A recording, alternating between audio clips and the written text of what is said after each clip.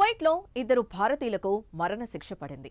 మాదక ద్రవ్యాల అక్రమ రవాణా కేసులో అక్కడి న్యాయస్థానం వాళ్ళిద్దరికీ ఉరిశిక్ష వేసింది. వీళ్ళిద్దరూ కూడా రెడ్ హ్యాండెడ్గా డ్రగ్స్తో పట్టుబడ్డారు. దీంతో వాళ్ళిద్దరినీ దోషులుగా తేల్చుతూ కువైట్లోని న్యాయస్థానం ఈ కీలక తీర్పునిచ్చింది. అయితే వాళ్ళిద్దరూ ఏ రాష్ట్రానికి చెందినవారు అనే దానిపై క్లారిటీ లేదు.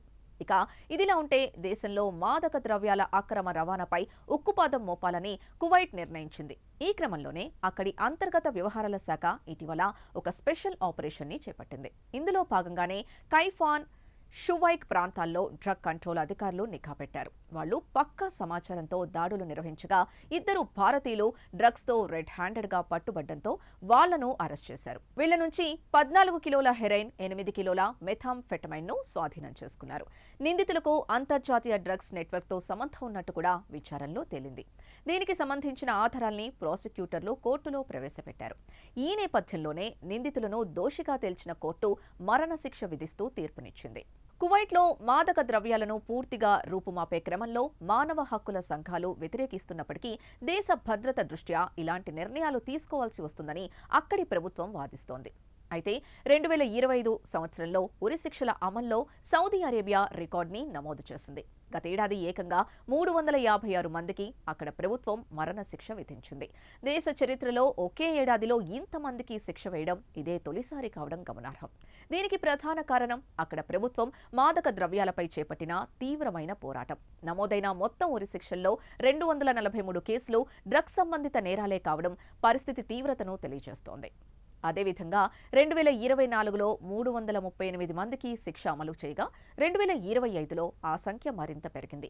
డ్రగ్స్ రవాణా, విక్రయాల విషయంలో సౌదీ చట్టాలు ఎంత కఠినంగా ఉంటాయో దీన్ని బట్టి అర్థం చేసుకోవచ్చు.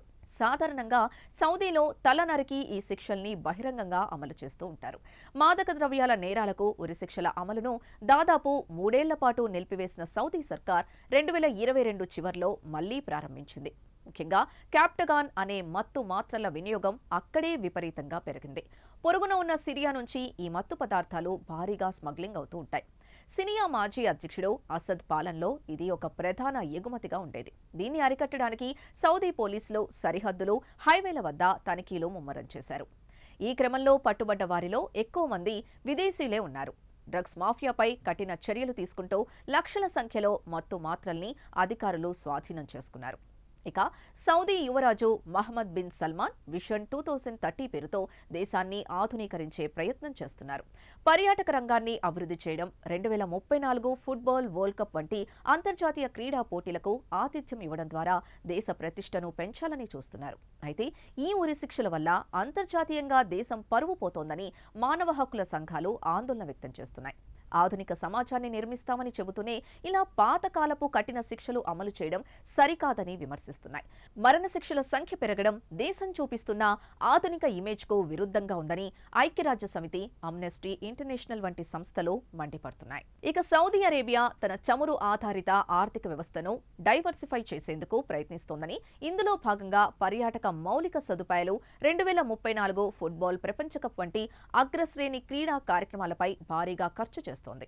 అయితే రాజ్యంలో శాంతి భద్రతల్ని కాపాడటానికి మరణశిక్ష అవసరమని అక్కడి పాలకులు చెబుతున్నారు.